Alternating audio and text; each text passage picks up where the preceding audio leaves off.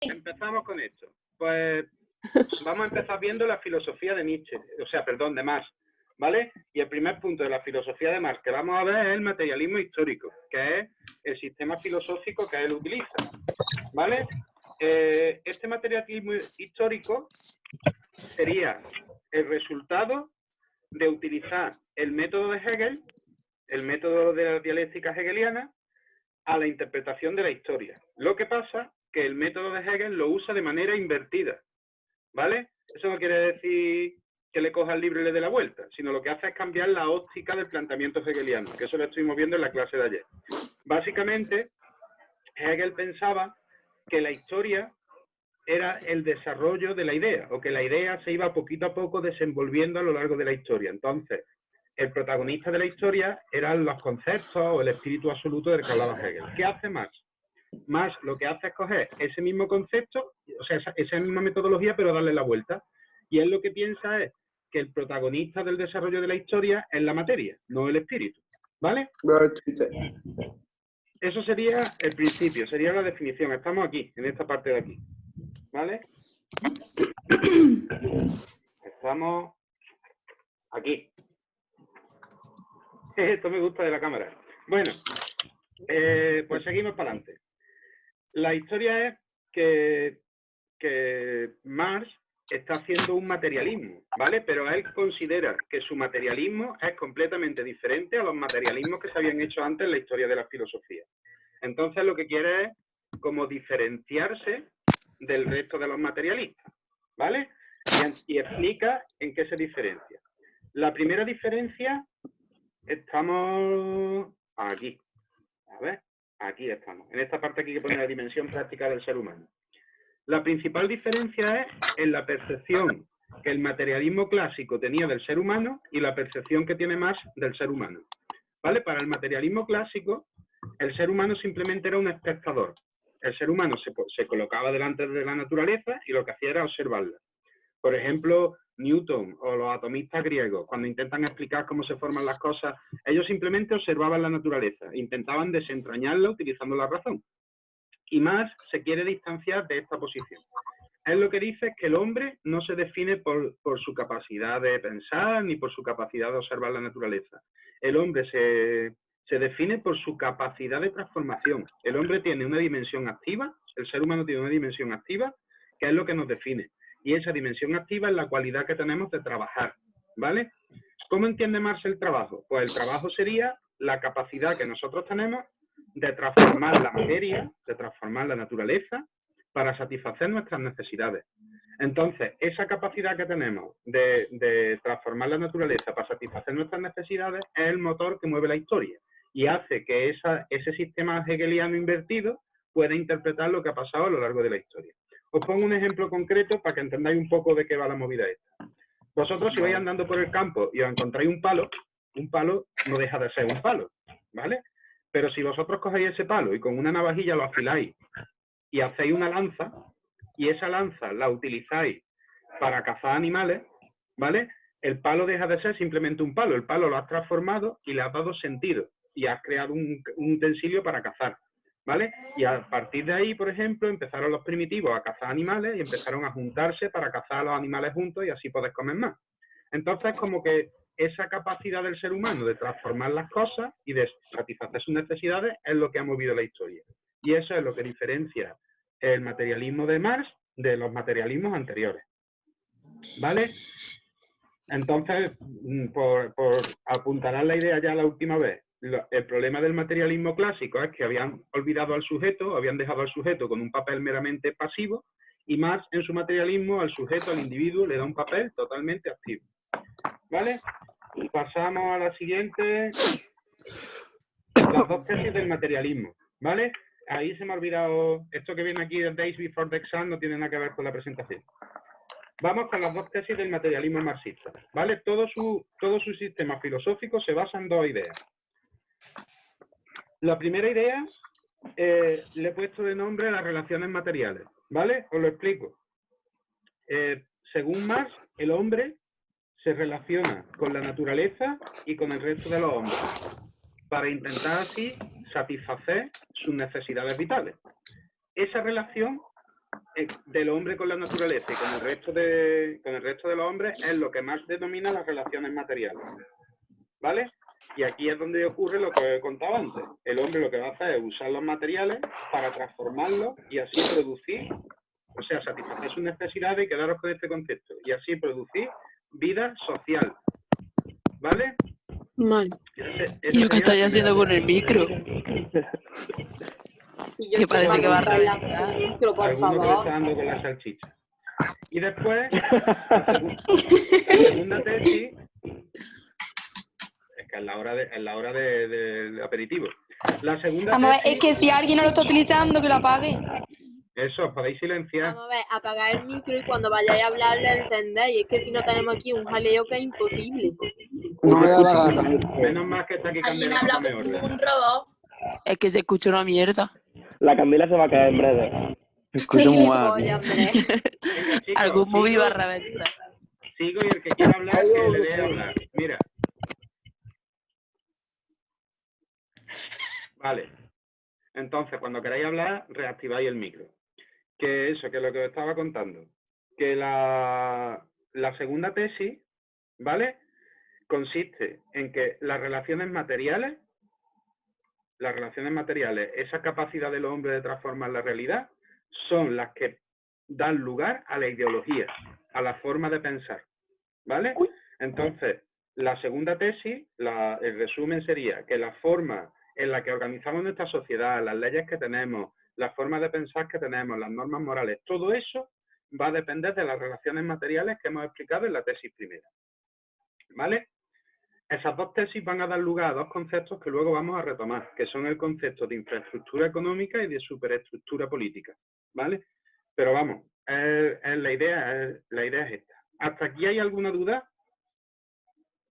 Ahí se ha puesto todo en silencio. No. Ahí, muy bien, No. a tope. Venga, pues seguimos. Seguimos al siguiente Puede ser. punto, que es... Dime, No, que puede que haya duda, pero... preguntarme. No, Vamos, está bien. lo repito cortito, ¿vale? Dos tesis. Venga. La primera tesis, que las personas se relacionan con otras personas y con la naturaleza, y a eso se llama relaciones materiales. Y las relaciones materiales sirven para buscarnos la comida, para sobrevivir. Y la segunda tesis es que esas relaciones materiales que sirven para sobrevivir, para buscarnos las papas, dan lugar a la forma de pensar y a la estructura y a la estructura social que tenemos. Por ejemplo, si fuéramos trogloditas, ¿vale? ¿Cómo conseguiríamos la comida? Yendo todos juntos a coger elefantes gigantes y a ir papeándolos. Entonces, eso daría una forma de pensar en la que todos seríamos súper participativos, colaboraríamos los unos con los otros, nos gustaría compartir cosas, porque nuestra supervivencia depende de eso. Sin embargo, el ejemplo totalmente contrario. Actualmente, ¿cómo sobrevivimos? Encerrados cada uno en nuestras casas y no te puedes acercar a nadie a más de 2 metros porque te pega el coronavirus. Entonces, seguramente... Bueno, la eso gente habrá que que verlo. Eso habrá que verlo. Seguramente la gente que se críe en este contexto, pues serán personas más reservadas, que les costará más trabajo interactuar con los demás. La forma de pensar depende de la manera en la que sobrevivimos. Eso es lo que está diciendo Marx aquí. ¿Vale? Pues seguimos para bingo. Vamos con el materialismo dialéctico. ¿Vale?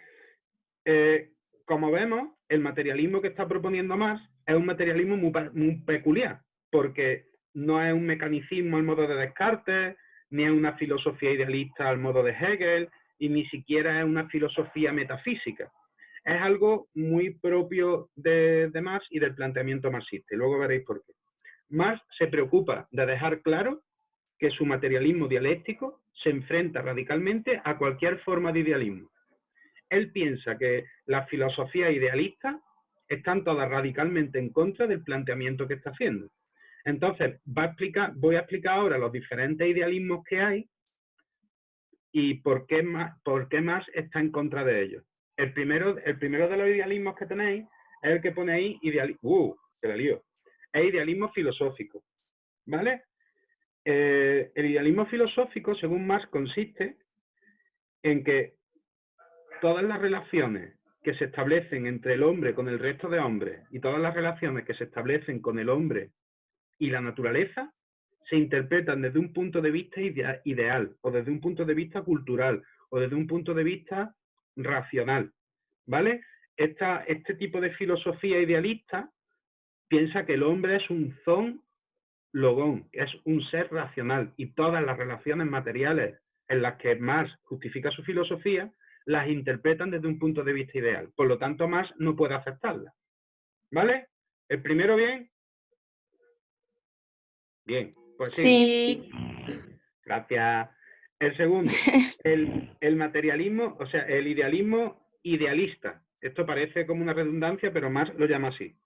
El idealismo idealista, ¿vale? Sería estas personas que están todo el día dando la turra con la política y que creen que lo más importante es la ideología política de la persona y el concepto de Estado, y que eso determina cómo nos relacionamos los unos con los otros y cómo vivimos.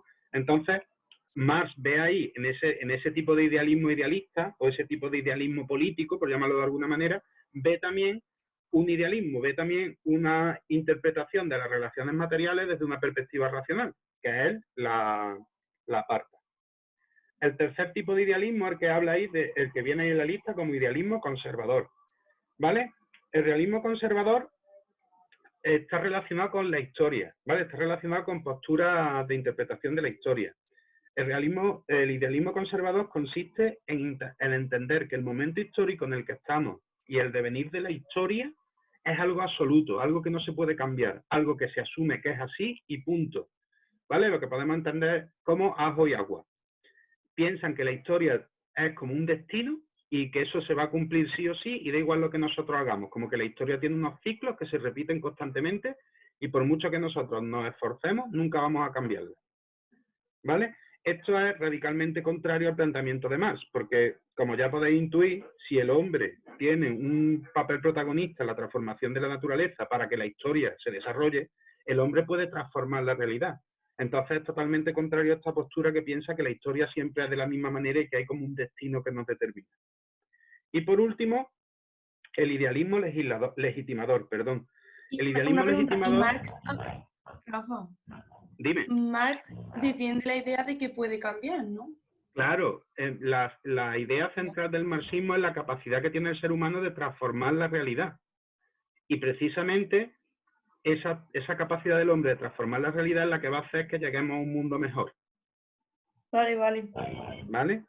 Y por último, el idealismo legitimador, ¿vale? Esta idea del idealismo legitimador está muy relacionada con...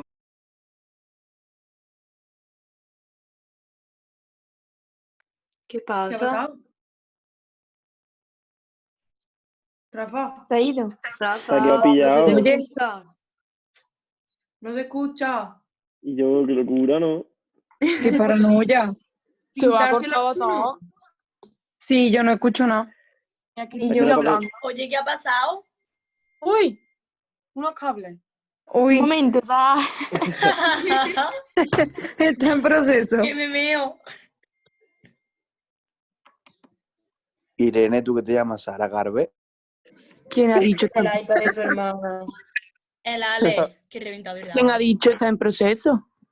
La Carmen. Hostia, me iré con la mujer de Rafa. No puede, Rafa. Yo no lo he dicho. ¿Lo he dicho yo? Sí. ¿Qué Deja a Alejandro que estaba contando cojones? ya. Pues no sé ni Es que me acabo de levantar, coño. Alejandro, a esta hora te levantas. Qué cachondeo, chiquilla. ¿Tú no sabes lo que es una broma? Bueno, Una cachondeo, en serio. Ya. Por- Vale, No voy a decir ya porque está estamos. mal, Venga, seguimos. Estamos pero te hablando escuchas de... muy mal. ¿Me escucháis ya? Regular. Regular. Es que está esto sin batería. ¿Mejor ahora?